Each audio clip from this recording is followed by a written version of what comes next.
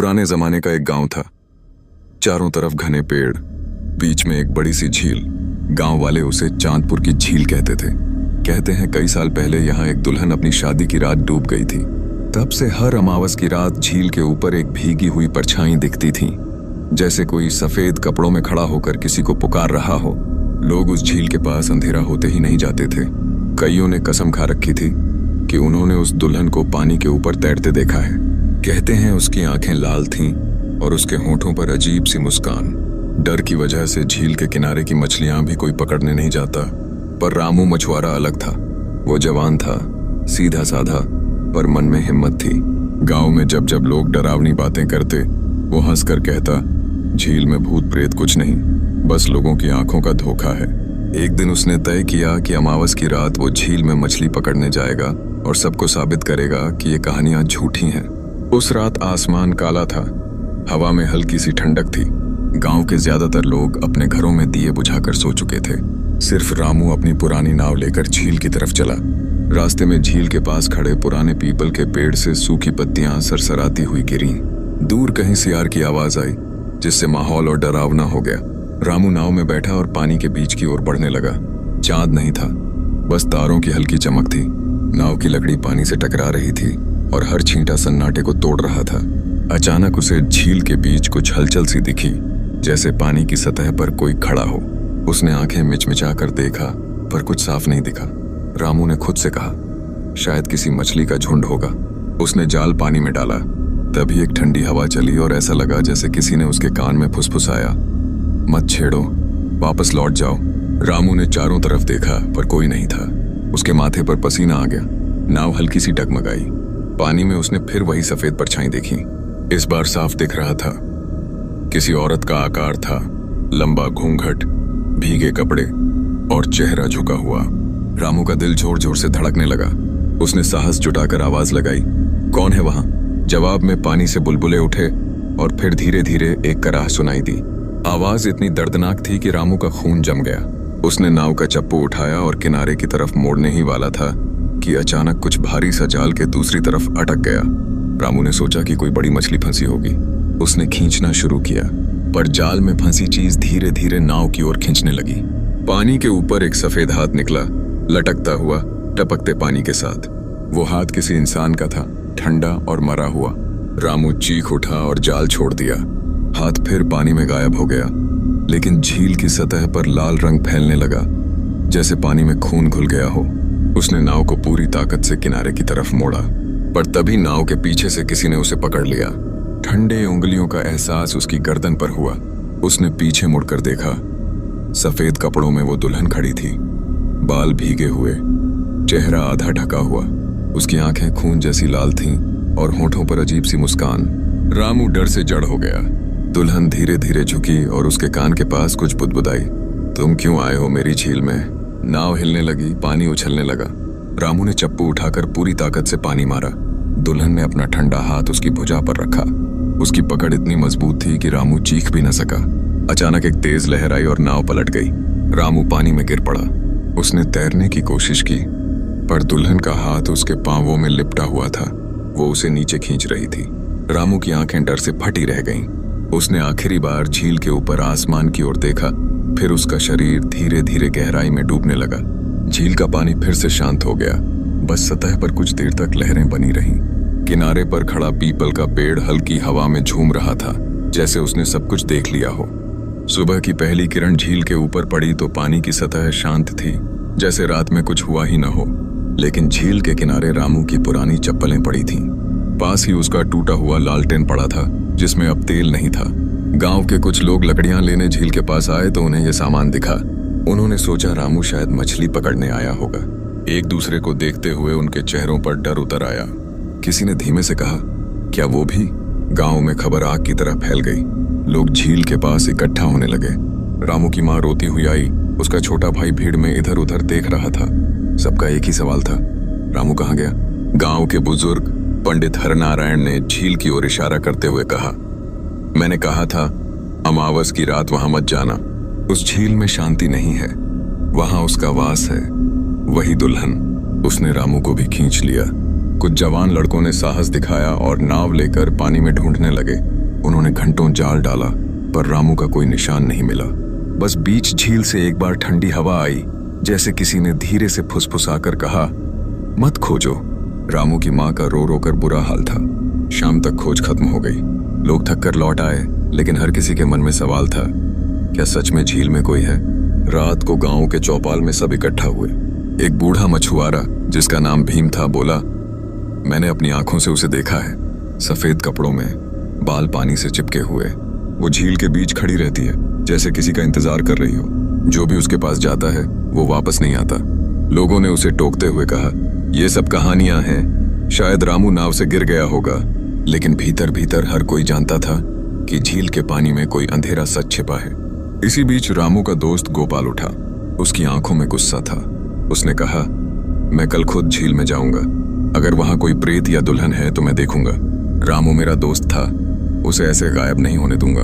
गोपाल की बात सुनकर उसकी पत्नी सीता ने रोते हुए कहा, मत जाओ प्लीज, तुमने सुना नहीं, जो वहां गया वो वापस नहीं आया। गोपाल ने उसकी ओर देखा। डर से सच नहीं बदलता सीता। अगर रामू को किसी ने ले लिया है तो मैं उसे छोड़ नहीं सकता। अगली सुबह गोपाल ने अपना जाल, एक मजबूत लालटेन और पुराना त्रिशूल लिया। उसने सीता से कहा, सूरज डूबने से पहले लौट आऊंगा। सीता ने भगवान से उसकी सलामती की दुआ मांगी। दिन ढलने लगा। सूरज की आखिरी किरणें झील के पानी पर पड़ रही थीं। गोपाल नाव लेकर धीरे धीरे बीच की ओर बढ़ा। चारों तरफ सन्नाटा था, बस कभी कभी बगुलों की आवाज सुनाई देती। पानी के नीचे अजीब सी हलचल महसूस हो रही थी, जैसे कोई उसके आने का इंतजार कर रहा हो। गोपाल ने लालटेन जलाया और नाव के किनारे रख दिया। उसने पानी में झांक कर देखा, पर सिर्फ अपनी परछाई दिखी। उसने खुद को दिलासा दिया, कुछ नहीं है, बस लोग बेकार डरते हैं। वो नाव को और आगे ले गया। अचानक उसे ऐसा लगा जैसे पानी की सतह पर कोई सांस ले रहा हो। उसने ध्यान से देखा, सफेद घूंघट वाला चेहरा पानी से आधा बाहर था। गोपाल का दिल तेजी से धड़कने लगा। उसने त्रिशूल कसकर पकड़ा। फिर उसने सुना धीमी कांपती आवाज, क्यों आए हो? यहाँ मौत है। गोपाल का शरीर सिहर गया। उसने हिम्मत जुटाई और चिल्लाया, रामू कहाँ है? उसे छोड़ दे। झील का पानी धीरे धीरे गोल गोल घूमने लगा। नाव हिलने लगी। अचानक पानी से एक भीगा हुआ हाथ बाहर आया और नाव के किनारे पर रखा। फिर दूसरा हाथ धीरे धीरे सफेद कपड़ों में लिपटा पूरा शरीर पानी से बाहर आया। वो दुल्हन थी। उसके गीले बाल चेहरे से चिपके हुए थे। आंखें सुर्ख थीं और होठों पर दर्दनाक मुस्कान थी। उसने धीरे धीरे अपना सिर उठाया। गोपाल को लगा कि उसकी नजर सीधे उसकी आत्मा तक पहुंच रही है। दुल्हन ने अपनी ठंडी आवाज में कहा, उसे मैंने नहीं लिया, वो खुद मेरे पास आया था। कोई भी आए वो लौट नहीं सकता। गोपाल ने त्रिशूल उठाया। मैं तुझे सच में देखना चाहता हूँ। अगर तू इंसान है तो पास आ, अगर प्रेत है तो मेरे भगवान का नाम तुझे रोक देगा। दुल्हन ने हल्की सी हंसी हंसी। हंसी इतनी अजीब थी कि गोपाल की रीढ़ में सिहरन दौड़ गई। फिर उसने अपना हाथ उसकी ओर बढ़ाया। हाथ इतना ठंडा था कि गोपाल के बदन में झुरझुरी हो गई। अचानक नाव तेजी से डगमगाने लगी। गोपाल ने संतुलन बनाने की कोशिश की, पर पानी से कई और हाथ निकल आए, जैसे झील की गहराइयों से कोई सेना उसे पकड़ने आई हो। उसने त्रिशूल को झील में जोर से घोंपा। पानी में लाल रंग फैलने लगा। गोपाल को लगा जैसे किसी ने उसके पांवों को जकड़ लिया हो। वो चीखने लगा, छोड़ दे मुझे, मैं तेरे श्राप से डरता नहीं। पर आवाज सन्नाटे में डूब गई। दुल्हन के चेहरे पर अब मुस्कान नहीं थी। उसकी आंखों से आंसू गिरने लगे। उसने फुसफुसाया, यहाँ कोई जीत कर नहीं जाता। झील की सतह पर अचानक बड़ी लहर उठी और नाव पलट गई। गोपाल पानी में गिरा। उसने ऊपर देखा। दुल्हन का चेहरा उसके ठीक सामने था। फिर सब कुछ काला हो गया। झील फिर से शांत हो गई। बस गोपाल का त्रिशूल किनारे पर तैरता हुआ आ गया, जिस पर पानी की कुछ लाल बूंदें थीं। गांव में दूसरी सुबह माहौल भारी था। रामू के बाद अब गोपाल भी नहीं लौटा। सीता का रो रो कर बुरा हाल था। लोग चौपाल में बैठे थे। कोई समाधान नहीं सूझ रहा था। पंडित हरनारायण ने गंभीर स्वर में कहा, ये झील किसी शाप से ग्रस्त है। जब तक कोई उसकी आत्मा की कहानी नहीं जानता, ये घटनाएं रुकने वाली नहीं। भीड़ में बैठी एक बूढ़ी औरत ने धीरे से कहा, मैं जानती हूँ उस दुल्हन की कहानी। लोग उसे लता कहते थे। बहुत साल पहले वो इस गांव में ब्याह कराई थी। उसकी शादी के दिन दूल्हा उसे यहाँ झील किनारे छोड़कर कहीं चला गया। कहते हैं किसी ने उसे धक्का दे दिया और वो डूब गई। उसके बाद उसका शरीर कभी नहीं मिला। तब से हर अमावस वो किसी को बुलाती है। शायद वो अपना दर्द सुनाना चाहती है। गांव के नौजवानों में डर फैल गया, लेकिन सीता ने आंसू पोंछते हुए कहा, अगर लता की आत्मा दुखी है तो हमें उसका सच जानना होगा, वरना ये झील किसी और को भी निगल जाएगी। पंडित ने सिर हिलाया। हाँ, पर झील के बीच जाना आसान नहीं, वहां उसकी पकड़ मजबूत है। सीता ने ठान लिया कि वो अपने पति को ढूंढने जाएगी। उसका छोटा भाई शंभू भी साथ हो लिया। दोनों ने नाव ली, उसमें दीपक और लोहे का डंडा रखा। पंडित ने उन पर गंगा जल छिड़का और कहा, ध्यान रखना, अगर वो सामने आए तो उसकी आंखों में मत देखना, उसकी आंखों में दुख भी है और खींचने की ताकत भी। शाम ढलते ही सीता और शंभू झील की ओर बढ़े। हवा में अजीब सन्नाटा था, पानी स्थिर था जैसे कोई उसमें छुपा हो। नाव धीरे धीरे आगे बढ़ी। चांद बादलों में छिपा था, बस दीपक की लौ हल्की रोशनी दे रही थी। सीता ने नाव के बीच से पानी में झांका। उसे लगा जैसे नीचे कोई परछाई तैर रही हो। उसने डरकर शंभू का हाथ पकड़ा। तभी पानी से धीमी आवाज आई, तुम क्यों आए हो? लौट जाओ। शंभू ने लोहे का डंडा कसकर पकड़ा। वो बोला, हमें हमारे लोग वापस चाहिए, अगर तूने उन्हें लिया है तो छोड़ दे। झील की सतह पर हलचल होने लगी। अचानक सफेद कपड़ों में भीगी दुल्हन सामने आई। उसके गीले बाल झील के पानी से मिल रहे थे। चेहरा आधा घूंघट में था, पर आंखें साफ दिख रही थीं, लाल, पर उनमें अजीब सा दर्द भी था। उसने धीमे से कहा, मैं उन्हें नहीं मारती, वो खुद मेरे पास आते हैं। मुझे कोई सुनने वाला चाहिए, कोई जो मेरे दर्द को समझे। सीता ने हिम्मत जुटाकर कहा, बताओ तुम्हारे साथ क्या हुआ था? क्यों ये झील तुम्हारी कैद बन गई? दुल्हन की आवाज कांप गई। मेरी शादी की रात उन्होंने मुझे धोखा दिया। मेरे पति और उसके दोस्त ने मिलकर मुझे मारना चाहा। मेरा गहना छीनने के बाद उन्होंने मुझे धक्का दे दिया। मैं डूब गई, कोई मेरी मदद के लिए नहीं आया। तब से मैं यहाँ हूँ, हर अमावस उन चेहरों को ढूंढती हूँ जिन्होंने मुझे सताया, लेकिन अब जो भी आता है उसे भी झील खींच लेती है। सीता की आंखें भर आईं। उसने कहा, हम तुम्हें शांति देंगे, पर हमें हमारे लोग वापस दो। दुल्हन ने धीमे से सिर हिलाया। अचानक झील का पानी ठंडा और भारी हो गया। गहराई से बुलबुले उठे। पानी के नीचे से दो आकृतियां ऊपर आईं, रामू और गोपाल के शव। उनके चेहरे पीले पड़ चुके थे, आंखें खुली थीं, जैसे आखिरी पल में डर उनके भीतर जम गया हो। सीता ने चीख मारकर नाव के कोने को पकड़ा। शंभू ने रामू का हाथ पकड़कर नाव में खींचने की कोशिश की, पर शव भारी था। तभी दुल्हन ने हाथ उठाया और धीरे से कहा, इन्हें ले जाओ, पर मेरी आत्मा को मुक्त करो। सीता ने कांपते हुए पूछा, कैसे? दुल्हन ने उसकी ओर देखा। सच सबको बताओ, मेरे पति और उसके साथी आज भी जिंदा हैं। वो इस झील के डर से बचे हुए हैं, उन्हें सजा मिलनी चाहिए, तभी मैं चैन पा सकूंगी। शंभू ने दृढ़ता से कहा, हम वादा करते हैं, उन्हें न्याय के कटघरे तक पहुंचाएंगे। दुल्हन ने अपनी आंखें बंद की। हवा हल्की हो गई। झील का पानी शांत होने लगा। शव धीरे धीरे नाव के पास बहने लगे। सीता ने और शंभू ने मिलकर दोनों को नाव में रखा, लेकिन जब उन्होंने ऊपर देखा तो दुल्हन गायब हो चुकी थी। बस झील की सतह पर सफेद घूंघट का एक टुकड़ा तैर रहा था। दोनों ने चुपचाप नाव किनारे की ओर मोड़ी। चांद बादलों से बाहर आया, उसकी रोशनी झील पर पड़ रही थी। ऐसा लग रहा था जैसे झील ने एक रात के लिए अपना रहस्य खोल दिया हो। लेकिन कहानी यहीं खत्म नहीं हुई थी। अब उन्हें उस सच का सामना करना था जिसने एक मासूम दुल्हन की जिंदगी और आत्मा दोनों को कैद कर दिया था। सुबह का सूरज निकल चुका था। सीता और शंभू ने रामू और गोपाल के शवों को गांव लाकर सबके सामने रखा। चारों तरफ चीख पुकार मच गई। औरतें सिर पकड़कर रोने लगीं। मर्दों के चेहरे पर सन्नाटा छा गया।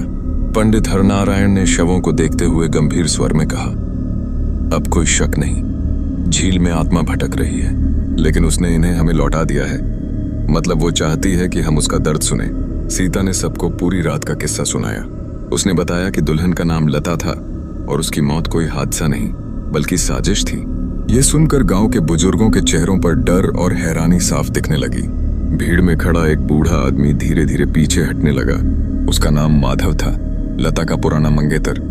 कई लोग जानते थे कि शादी से पहले वो लता से ब्याह करना चाहता था, पर रिश्ता टूट गया था। सीता की नजर उस पर पड़ी तो उसने सख्त आवाज में कहा, माधव काका, आप कुछ छुपा रहे हैं?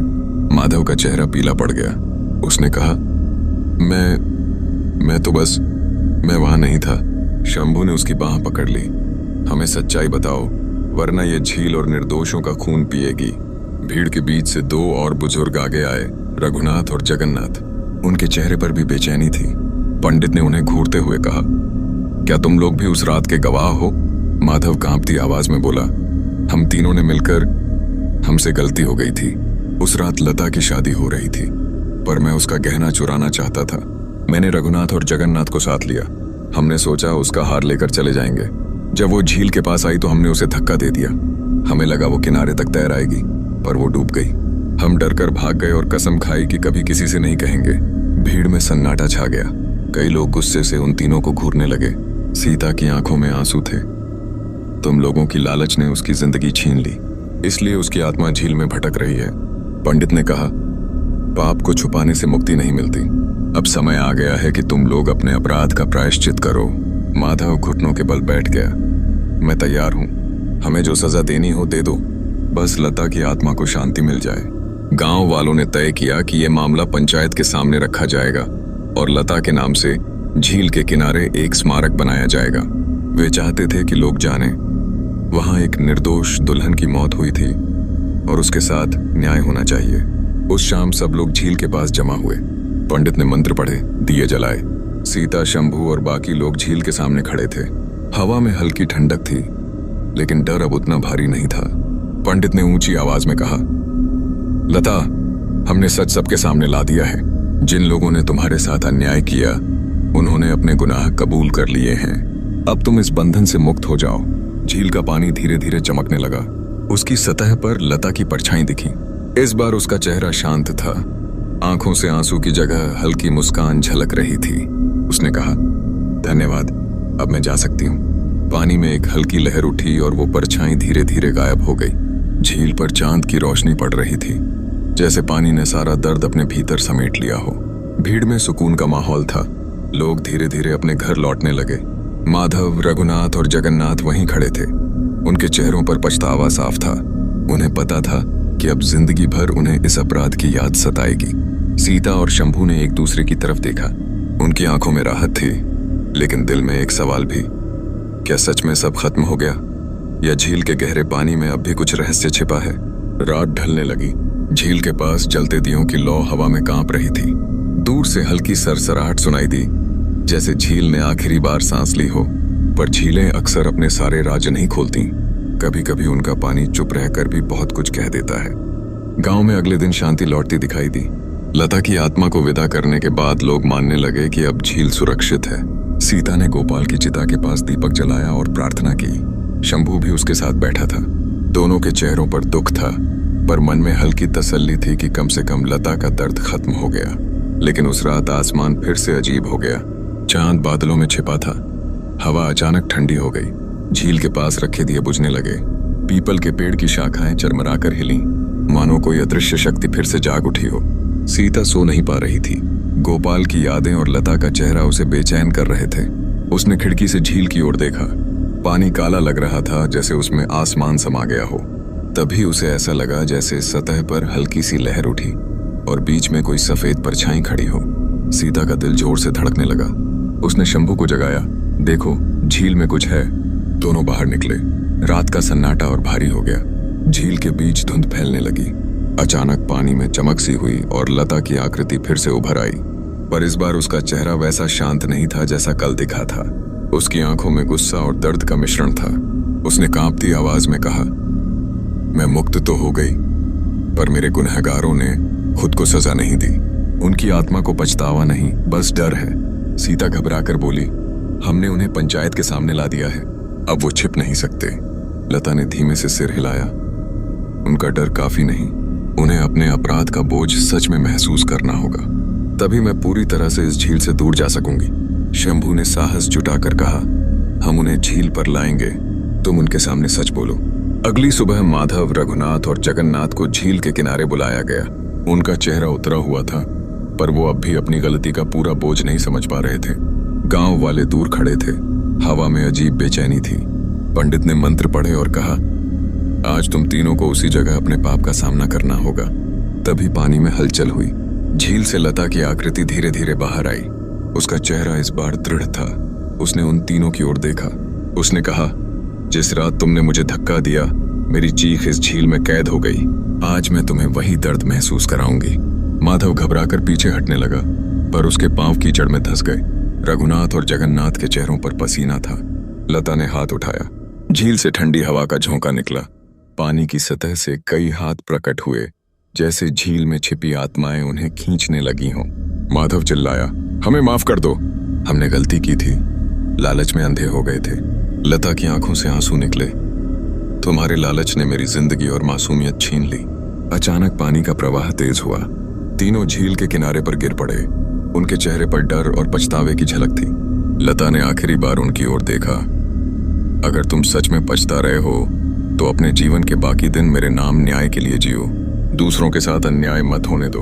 उसने गहरी सांस ली, फिर उसका चेहरा धीरे धीरे धुंध में बदलने लगा। पानी शांत हो गया, जैसे किसी ने झील पर पर्दा डाल दिया हो। माधव, रघुनाथ और जगन्नाथ वहीं जमीन पर बैठे रहे। उनके हाथ कांप रहे थे। गांव वाले उन्हें उठाकर घर ले गए। सीता और शंभू झील की ओर देखते रहे। अब पानी में कोई परछाई नहीं थी, बस चांद की हल्की चमक सतह पर नाच रही थी। पंडित हरनारायण ने धीमे स्वर में कहा, अब लता को सच में शांति मिल गई है, लेकिन ये झील हमें हमेशा याद दिलाएगी कि लालच और पाप कितना गहरा घाव छोड़ सकते हैं। उस रात गांव में लंबे समय बाद सन्नाटा नहीं बल्कि सुकून था। झील के किनारे बने स्मारक पर दीपक जल रहा था। हवा में हल्की ठंडक थी, पर उसमें डर नहीं था। फिर भी कहते हैं, अमावस की रात जब चांद नहीं निकलता, झील का पानी एक पल के लिए हिलता है, जैसे लता का साया अब भी देख रहा हो कि इंसान अपने पाप से सीखा या नहीं।